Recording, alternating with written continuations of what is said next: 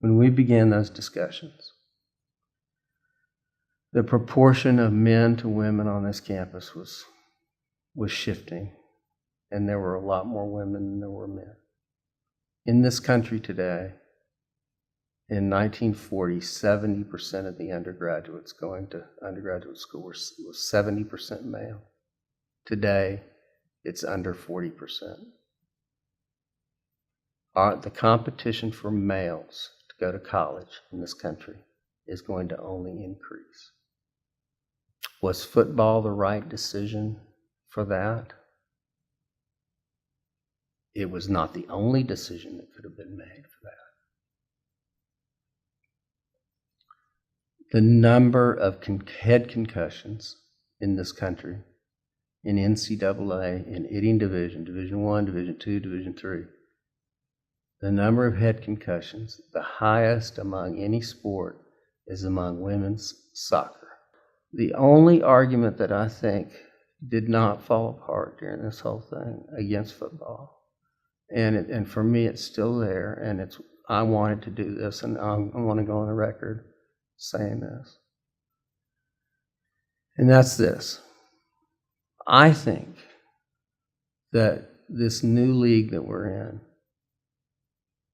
the Southern Athletic Conference, combined with Washington University and the University of Chicago, ought to purchase these mouthpieces that test G-force exposure and test telemetry, not just for football, but for every sport we have. And what it is, it's wireless. You just put it in your mouth, and it lasts. These mouthpieces last for 3 years. So all of our athletes would have them. And it sends a wireless signal to a server on the sideline. And that server records when you get hit. It records how much G-force exposure you got and where you got it. And then that server sends it to a server in the WAC. And that the WAC server would send it to WashU or University of Chicago, and they would store it. And then we ought to establish a arbitrary G-force exposure limit. And I don't care if it's high or low, but we ought to establish one.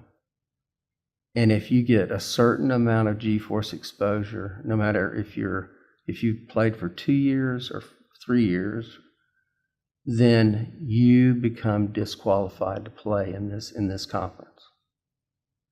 Now I tell you, Stanford, Notre Dame, and Berkeley, Cal, and one other school right now are doing this, but they're collecting the longitudinal data, and we won't know for 10, 15 years how much G-force exposure is enough or too much or causes brain problems.